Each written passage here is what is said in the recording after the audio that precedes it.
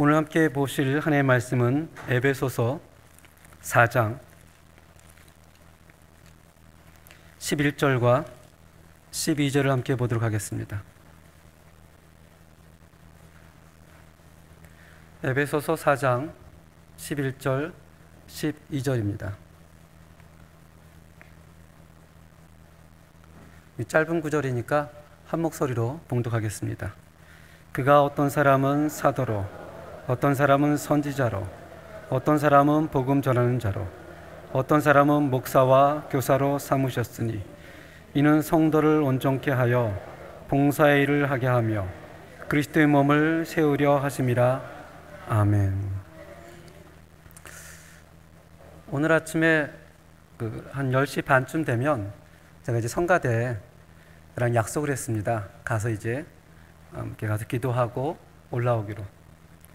근데 오늘은 가서 성가를 부르는데 마음에 은혜가 너무 되더라고요. 그 전에 은혜가 안 됐다 그런 얘기가 아니고요. 그 가사라든지 그런 것이 굉장히 마음에 더더욱 은혜가 되었습니다. 아마 저뿐만이 아니라 오늘 성가대를 통해서 많은 분들이 동일한 은혜가 됐으리라 생각합니다. 오늘 말씀을 보면 한국의 도심 한복판, 종로 1가 1번지죠. 제가 그쪽을 굉장히 많이 다녔거든요.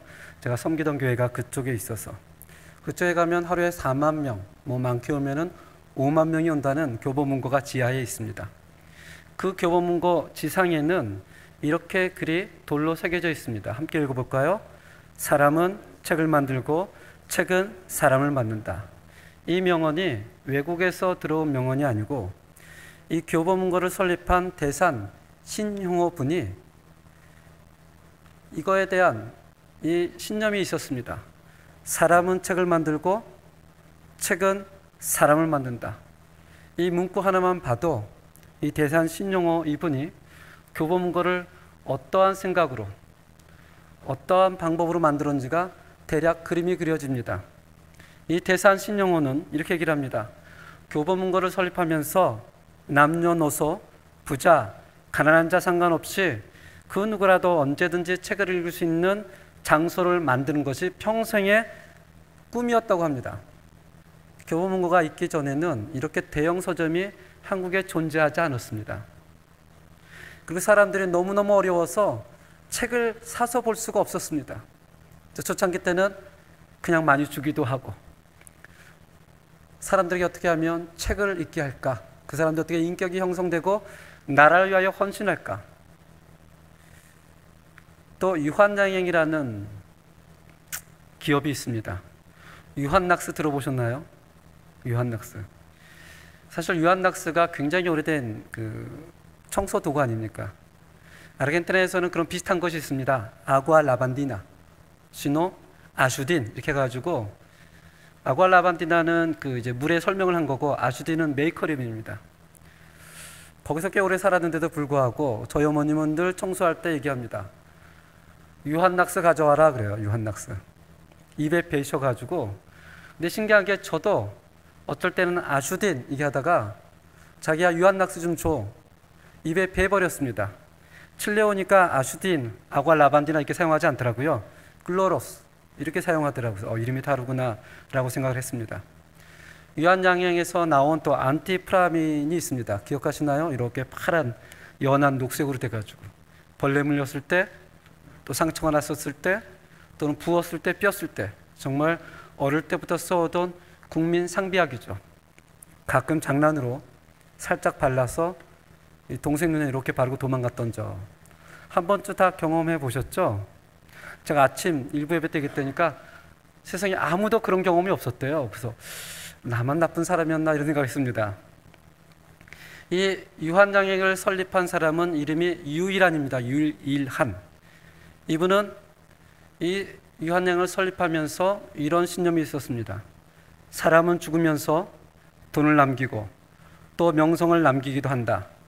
그러나 가장 값진 것은 사회를 위해서 남기는 그 무엇이다. 이 글만 봐도 유한양행이 어떠한 목적으로 세워졌는지가 머릿속에 그려지지 않습니까? 또 어떠한 방향으로 갈지가 보여지죠.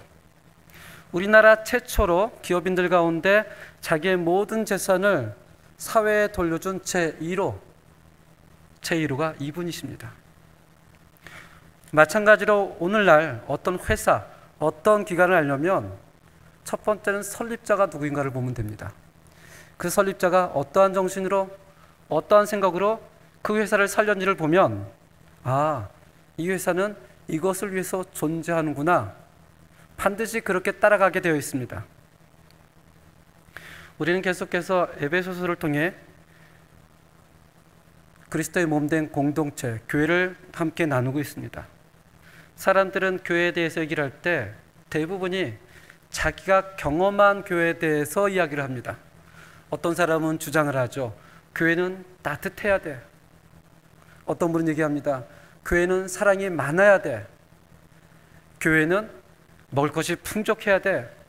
여러 가지 자기의 경험을 두고 얘기하지만 사실은 교회를 논할 때 가장 중요한 것은 누가 교회를 세웠느냐를 먼저 바라봐야 됩니다.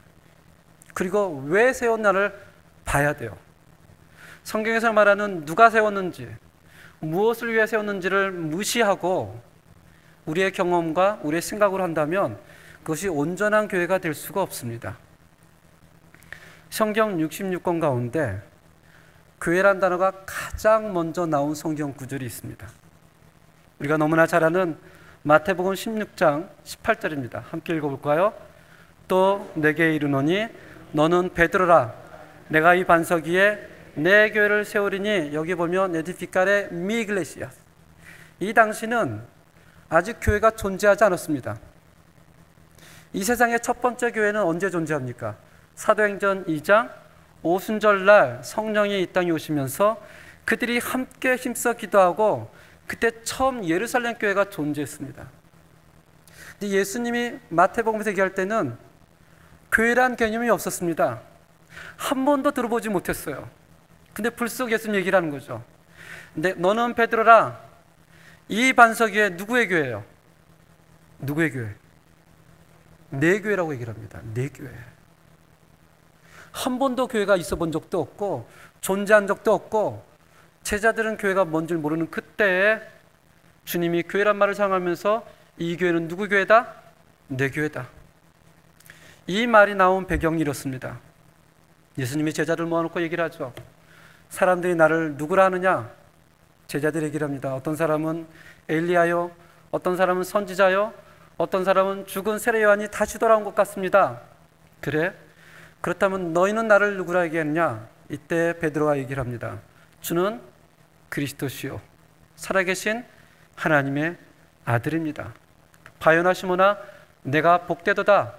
내가 이 반석 위에, 즉 그 고백 위에 누구의 교회를 세우겠다? 내 교회라고 도장을 꽉 찍어 놓는 거예요. 이 교회는 누구 교회다? 내 교회. 교회를 생각할 때 가장 먼저 이것을 놓치면 안 됩니다. 교회는 주님이 주인이라는 사실을. 이것이 틀려지기 시작하면 우리는 헷갈립니다. 담임 목사가 주인이 아닐까? 아니야, 장로님들이 주인이시지. 아니야, 우리 교회는 설립자가 있는데. 아니지, 교회 가족이 많은 사람이 주인이지. 아니야, 끝까지 남은 사람이 주인이야. 뭐 이렇게 얘기도 할 수 있겠죠. 그러니까 성경은 교회 출발부터가 단호하게 얘기합니다. 교회는 누구 교회예요? 내 교회, 내 교회. 주인의식을 갖는 것은 좋지만 주인 노릇하면 안 된다. 뭐 이런 얘기는 흔히 들어보셨죠. 2018년 1월부터 2021년 12월까지 반영된 인기 프로그램 백종원의 골목식당 들어보셨나요? 아마 많이들 보셨을 거라고 생각이 듭니다. 여기에 보면 어려운 식당, 또 메뉴가 없는 그런 식당에 가서 백종원이 솔루션을 줍니다. 경영은 이렇게 하는 것이고 음식은 이렇게 맛을 내면, 그럼 기가 막히게 사람들이 들어와서 음식을 먹고 야, 달라졌다. 물론 방송의 힘도 있는 것 같습니다. 그 프로그램 중간에 어떤 기자가 백종원에게 이렇게 묻습니다. 대표님은 그러면 직원들이 주인의식을 줄 수 있는 방법이 있습니까? 방법이 있다면 어떤 것일까요? 이 기자는 언제나 위기의 순간에, 어려운 순간에 백종원이 솔루션을 내놨기 때문에 백종원이 뭐라고 얘기할까? 라고 기다리고 있었습니다. 백종원이 뭐라고 얘기했을까요?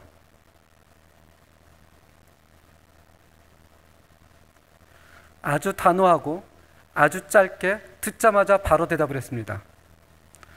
그런 건 없습니다. 세상에 종업원이 주인의식을 가지고 일하는 종업원은 없습니다. 누가 그런 생각을 하느냐? 보통 주인들이 그런 환상을 가지고 있는 거예요. 우리 종업원이 주인의식을 가지고 자기 가게처럼 일해주면 얼마나 좋을까? 보통 이민자들은 이 종업원 생활을 많이 해보지 않으신 분들이 많습니다. 뭐 약간의 이민사회가 다르지만 대부분의 이민사회는 처음 오자마자 아무리 조금씩 해도 다 주인으로 시작합니다. 종업원이 있다면 자기 자녀가 종업원이었겠죠. 처음에는 조금 부하면 조금 사업이 커지면서 현지인들을 씁니다. 그럼 얘기를 하죠. 현지인들은 정말 딱 주는 만큼만 일해. 칼 같아. 근데 그게 비정상이 아니고요, 정상입니다. 어느 종업원도 주인의식을 가지고 일하는 사람이 없습니다. 한국의 그 큰 대기업, 현대, 삼성, 거기 있는 분들은 주인의식을 갖고 일할 거라고 생각을 하십니까? 아닙니다. 어떻게 보면 그 기대 자체가 불가능한 거예요. 환상 중에 환상입니다. 그냥 우리가 바라는 꿈인 거죠. 교회에서도 그런 얘기를 합니다. 교회 주인의식을 가지고 생활해. 근데 불가능합니다. 어느 누구도 교회 나오면서 주인의식을 가지고 생활을 못합니다. 여기서 불가능하다는 것은 전제가 깔려 있습니다. 사람의 힘으로, 사람의 능으로, 사람의 결대로는 아무리 그렇게 생각해도 안 됩니다. 언제 가능할까요? 하나님께서 은혜를 부어주실 때, 하나님의 성령님께서 우리 가운데 역사하실 때, 그때 가능한 얘기지, 사람으로는 주인의식을 가지고 생활을 못합니다. 헌신을 못해요. 그런데 재미있는 것은 주인의식을 갖는 건 불가능한데요, 주인 노릇 갖는 것은 본능적으로 다 가능합니다. 누구나 되고 싶어 해요. 네이버 블로그에 보면 주인의식 속에 손님의식 교인, 이런 글이 있습니다. 여기 보면 굉장히 많이 나열되어 있는데 제가 짧게 가져왔습니다. 손님 교인은 휴지가 떨어져 있으면 이 교회는 왜 이렇게 지저분해? 라고 말하지만, 주인 교인은 휴지를 빨리 줍는다. 손님 교인은 자기 마음속에 하고 싶은 말을 다 하지만, 주인 교인은 하고 싶은 말을 할 수 있으면 다 안 한다. 주인 교인은 어려운 일을 만날 때 자기가 희생해서더라도 문제를 해결하고 하지만, 손님 교인은 어려운 일을 만나면 이렇게 해야 돼 라고 하는데 일이 진행되어지면 슬그머니 뒤로 빠진다. 손님 교인은 누군가 하겠지 라고 생각하지만, 주인 교인은 내가 해야 된다고 생각을 합니다. 손님 교인은 기분이 나쁘면 해야 할 것을 치워버립니다. 안 합니다. 주인 교인은 자기의 기분과 상관없이 해야 된다고 생각을 합니다. 손님 교인은 사람들의 평판에 기울을 그리면서 거기에 집착을 합니다. 주인 교인은 사람들의 평판보다는 주인이신 예수님의 시선에 더 집중을 합니다. 손님 교인은 누가 나를 봉사해줄까, 누가 나를 섬겨줄까 차려놓은 곳을 먹으려고 하지만, 주인 교인은 차리는 데 마음을 더 갖는다. 물론 더 많이 있습니다. 여러분들은 어디에 서 있는 것 같다고 생각하십니까? 주인의식 갖는 것은 임포시블인데 주인 노릇하는 것은 너무나 쉽습니다. 우리 본능적으로 이렇게 나오는 거거든요. 성경은 교회에 대해서 진짜 처음 언급하는데 가장 언급한 것이 먼저 언급한 것이 뭐냐면 누가 교회의 주인이냐는 것입니다. 누가 교회의 주인이냐? 교회의 주인은 그리스도시요 살아계신 하나님의 아들이다 라고 못을 박으며 교회가 시작이 되어집니다. 그리고 이어서 마태복음 16장 18절에 이렇게 얘기를 하죠. 함께 읽겠습니다. 시작. 음부의 권세가 이기지 못하리라. 한국말로는 음부의 권세 이렇게 약간 의역을 했지만 스페인어로는 직역을 합니다. Las puertas de Hades. 이 말은 하데스의 문들이란 뜻이에요. 왜 이렇게 나오냐면 지금은 우리가 도시에 살지만 그때 당시에는 성 안에 살았습니다. 성벽이 이렇게 있고 성 안으로 들어오고 나가는 문이 딱 하나였어요. 그 문으로 사람들이 들어오고 나가고, 만약에 적군들이 쳐들어오면 어디를 제일 먼저 공격하겠습니까? 성문을 부숴야죠. 성문을. 우리가 역사 사극이라든지 옛날 영화를 보면 제일 먼저 성문에 가서 막 시위하고 불을 지르고 투어를 하고 막 그러지 않습니까? 여기서 말하는 것이 그렇습니다. 도시의 안전은 그 성문이 얼마나 튼튼한지 그 성문의 힘에 의해서 결정이 되어졌던 그 시대에 이렇게 얘기를 하는 거죠. 그 성문의 힘으로도 주님의 몸된 교회를 이길 수가 없다. 하데스는 그 당시 사람들의 머릿속에서는 이 죽은 자의 영역을 다루는 신의 이름입니다. 사람이 죽으면 모두가 다 그곳에 가서 문이 닫혀버리면 나올 수도 없고 들어갈 수도 없어요. 그런 단단한 힘이 있어도 그 가운데도 주님께서 자신의 교회를 지면 어떻게 해요? 그 음부의 권세가 이길 수 없다? 이길 수 있다? 이길 수 없다라는 겁니다. 그걸 지금 얘기하고 있는 거예요. 왜냐하면 그것이 주님의 교회이기 때문에. 세대를 거듭나면서 세대가 세대를 거듭하고 세상이 변하고 온 세상이 죄악이 가득 차고 사망의 권세가 커져도 교회는 결코 실패하지 않는다라고 성경은 처음부터 얘기를 하는 거예요. 물론 우리는 그런 걱정을 합니다. 오늘날 교회가 앞으로 3년 후면 4년 후면 어떻게 될까? 근데 이러한 걱정은 21세기를 살아가는 2024년 3월 달에 우리만 걱정한 것이 아닙니다. 1세기 때도 로마의 핍박을 받으며 교회의 존재가 바람의 등불처럼 흔들릴 때 교인들이 생각했습니다. 교회가 존재할까? 이러다 사라지는 것은 아닐까? 그런데도 교회는 여전히 어떻게 해요? 존재해 왔습니다. AD 313년 로마에서 기독교가 국교로 인정이 되어집니다. 세상에 새 성물이 마구 들어와요. 교회가 타락하기 시작을 하죠. 그때도 교인들은 걱정을 했습니다. 이렇게 교회가 타락하면 교회가 존재할까?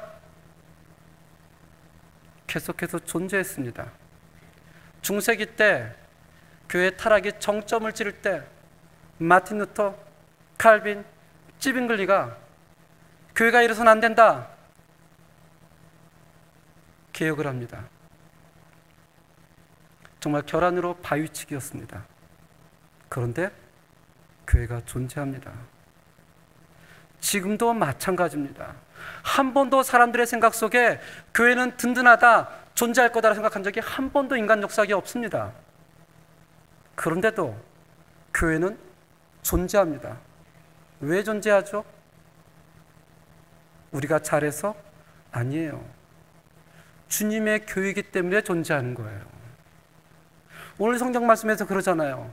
내가 내 교회를 세우리니 음부의 권세가 이기지 못하리라. 아멘.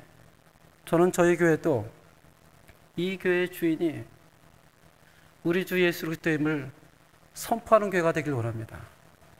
그 사실을 믿어야 됩니다. 자꾸 우리 교회라고 생각을 하니까, 또는 내 교회라고 생각하니까 걱정과 걱정이 앞서는 겁니다. 그 주인 되신 예수님이 오늘 본문에서 4장 11절 에베소서 함께 읽겠습니다. 시작. 그가 어떤 사람은 사도로, 어떤 사람은 선지자로, 어떤 사람은 복음 전환자로, 어떤 사람은 목사와 교사로 삼았으니. 이 문절에서, 이 구절에서 무엇이 강조라고 생각이 듭니까? 이 구절은 무엇을 강조하고 있는 것일까? 목사를 강조할까? 사도를 강조할까? 선자를 강조할까? 아니면 교사를 강조할까? 여기서 강조하고 있는 것은요, 주인 되신 그 주님이 그분이 직접 직분자를 세웠다는 것에 강조를 두고 있는 겁니다. 사도가 강조가 아니에요. 선지자가 아니고 복음 전하는 자가 아니고 목사가 아니고 교사가 아니라 누가 직분자를 세우냐를 말하는 거예요. 누가? 오늘 본문 4장 11절 말고 10절에 가면 이렇게 얘기를 합니다. 그가 곧 모든 하늘 위에 오르신 그가 누구죠? 예수 그리스도가 이는 만물을 충만케 하려 하심이라. 만물을 충만케 하고 하늘 위에 오르신 그가 직접 자신의 교회에서 누굴 세우세요? 사람들을 세웁니다. 교회의 주인 대신 그분이 직접 세웠다고 성경이 얘기를 합니다. 우리가 오늘 예배를 마치고 나면 모두가 이 자리에서 투표지를 받고 기재를 하면서 직분자를 세울 것입니다. 그런데 아셔야 될 것이 있습니다. 여러분이 투표를 했다고 해서 여러분이 직분자를 세우는 것이 아닙니다. 절대 아닙니다. 내가 뽑아줄게, 뽑아주는 거 아닙니다. 하나님께서 우리의 마음을 감동시켜서 우리로 하여금 뽑게 하시는 거지, 성경은 사람이 뽑았다고 얘기하지 않습니다.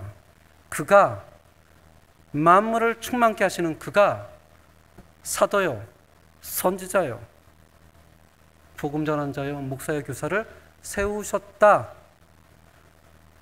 이것이 굉장히 중요합니다. 이것이 굉장히 중요합니다. 첫 번째는 교회의 주인이 누구인가를 이해해야 되고요.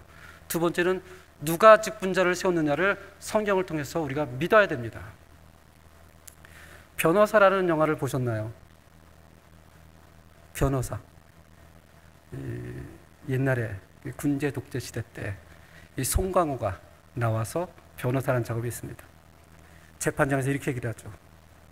대한민국 헌법 1조 2항 대한민국은 주권이 국민에게 있고 모든 권력은 국민으로부터 나오며, 이게 정말 얼굴에 그냥 감동해서 얘기하는 장면이 있습니다. 요즘 한국의 4월 선거를 앞두고 이 헌법에 기초하여 사람들이 나와서 얘기를 하죠. 국민이 주권자이고 국민을 섬기겠다고 아따투어 머리가 정말 땅에 닿을 정도로 인사를 합니다. 그러나 이 세상의 법과 하나님의 법은 다릅니다. 세상의 법은 국민이 주권자고 국민이 투표를 하지만 교회에서는 우리가 주권자가 아닙니다. 누가 주권자예요? 주님이 주권자예요. 우리가 투표를 하지만 우리가 뽑는 게 아닙니다. 누가 뽑아주신 겁니까? 하나님이 뽑는 것입니다. 만약에 사람이 세운다고 생각하는 그 순간 우리는 직분자로 뽑힌 사람 또한 뽑힐 사람이 누구의 눈치를 보는 줄 아세요?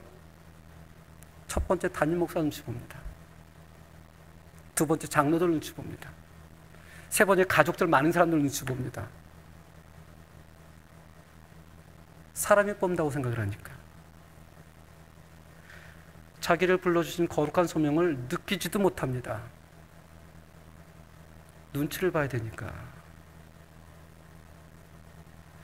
고린도전서 4장 1절 2절에 보면 제가 읽겠습니다. 사람이 마땅히 우리를 그리스도의 일꾼이요 하나님의 비밀로 맡은 자로 여길지어다. 그리고 맡은 자들에게 구할 것은 충성이니라. 사도 바울은 어디를 가든지 자기를 소개할 때 누구의 일꾼이요? 그리스도의 일꾼. 사도 바울이 어디서 안수를 받은지 아세요? 예루살렘 교회가 아니라 첫 번째 이방인 교회 안디옥 교회에서 역사적으로 따지면 두 번째 교회입니다. 거기서 바나바와 함께 안수를 받습니다. 선교사로서.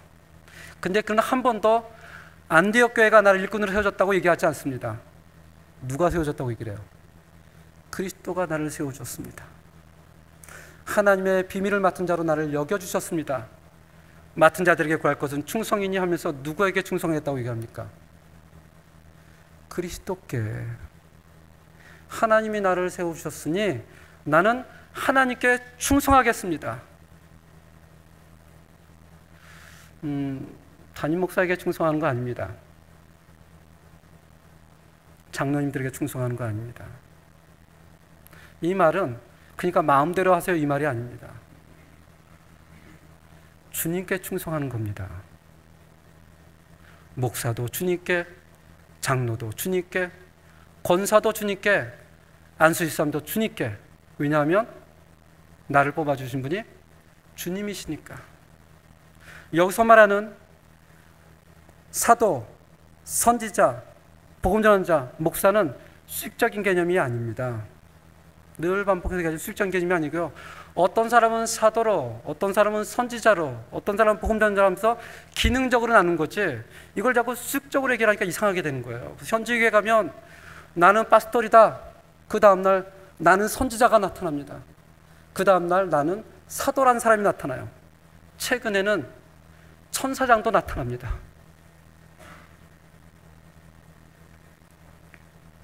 그렇다면 왜 직분자를 하나님이 뽑으셨을까? 12절을 함께 읽겠습니다. 에베소 4장 12절 시작. 이는 성도를 온전케 하여 봉사일을 하게 하며 그리스도 몸을 세우려 하심이라. 아멘. 세 가지를 얘기를 합니다. 첫 번째는 성도를 어떻게 해요? 온전하게 하며. 물론 목사와 교사는 말씀을 묵상하고 가르치면서 연구를 하고 그 말씀으로 성도들에게 그리스도가 누구이신지, 복음이 무엇인지 가르치면서 온전하게 합니다. 그렇다면 일반 성도들은 어떻게 성도들을 온전케 할까? 이 얘기 들어보셨습니까? 성경의 번역 중에 가장 좋은 번역은 무엇의 무엇이다. 신학자들이 이렇게 얘기를 합니다. 성경의 번역 중에 가장 좋은 번역은 우리의 삶이다. 우리의 삶으로 성경의 말씀이 번역되어질 때, 보여질 때 비로소 맞아, 하나님이 저 사람을 세워주셨지, 하나님이 저 사람에게 인지하셨지라고 알아가는 겁니다. 온전하게 한다는 것은 단순히 가르침만으로는 되질 않아요. 그렇게 살아가는 겁니다. 성경이 우리 인생을 통해서 번역이 되어져 가는 거예요. 번역이. 그리고 두 번째로는 얘기를 합니다. 봉사의 일을 하게 하며. 봉사의 일을 하게 하며. 자, 이제 직분자가 되었으니 여러분들은 책임감을 가지고 총대를 메고 앞으로 전진, 전쟁이 이루어지는 최전방에 가서 앞에서 싸우세요. 아무도 안 나와도 혼자 하세요. 그렇게 혼자 나가 싸우다가 장렬하게 전사하신 분을 수도 없이 봤습니다. 처음에는 열정이 있으니까 나가죠. 그렇게 하다 보면 안 된다는 것을 압니다. 하나 둘씩 전사하는 장면을 보면서 뒤에서는 생각을 합니다. 어떤 생각이요? 나는 내전에는 직분자가 안 되리라. 한 사람씩 한 사람 시험에 빠지면서 나가 떨어진 것을 보면서 아, 직분자는 저런 거구나.